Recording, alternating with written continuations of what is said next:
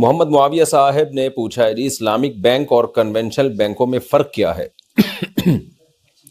کہتے ہیں جی Islamic bank کیسے کام کرتے ہیں دوسرے بینکوں میں اور ان میں کیا فرق ہے؟ ہم جب کسی سے سودی بینک کے خلاف بات کرتے ہیں تو وہ آگے سے کہتے ہیں کہ یہ اسلامی بینک بھی تو سودی ہی ہیں، اس بارے میں رہنمائی فرما دیں محمد معاویہ صاحب۔ جناب محمد معاویہ صاحب ایسا نہیں ہے،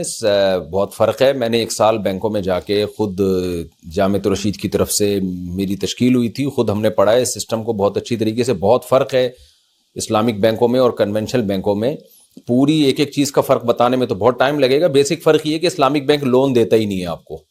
وہ اس کو لون سے تعبیر تو کرتا ہے لیکن لون دیتا ہی نہیں ہے، تو لون ہی پہ تو آگے زیادہ تر سود کے لین دین شروع ہوتا ہے۔ آپ اسلامک بینک کے پاس جائیں گے نا، مجھے قرضہ چاہیے، تو بینک آپ سے پوچھے گا کرنا کیا ہے، تو آپ بتائیں گے میں نے گاڑی خریدنی ہے، میں نے گھر بنانا ہے، میں نے فیکٹری کے لیے مال خریدنا ہے، تو بینک ان تمام چیزوں میں کہتا ہے ہم آپ کو خرید کے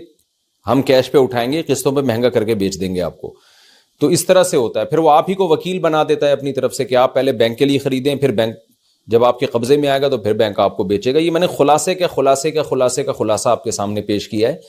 تو یہ سمجھانے کے لیے کہ بہت بڑا فرق یہ ہے کہ اسلامک بینک لون نہیں دیتا، نام اس کو لون کا دے گا لیکن العبرۃ للمعانی لا للالفاظ۔ شریعت میں دیکھا جاتا ہے کہ لفظ، یہ نہیں دیکھا جاتا کہ لفظ کیا استعمال کیا جا رہا ہے، یہ دیکھا جاتا ہے کہ حقیقت میں کیا ہو رہا ہے۔ اس کی مثال ایسے ہے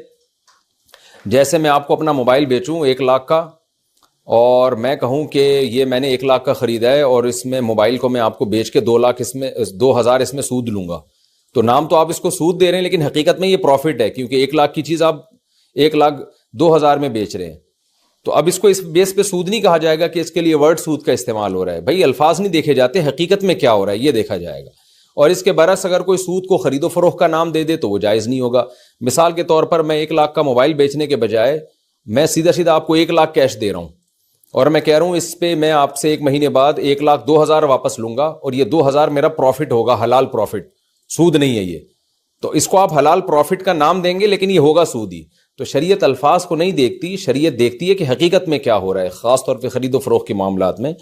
تو اسلامک بینک اکثر ٹرمز وہی یوز کرتے ہیں جو کنونشنل بینک کر رہے ہوتے ہیں، اس لیے لوگوں کو دھوکا ہوتا ہے، لیکن حقیقت میں معاملات میں بہت فرق ہوتا ہے۔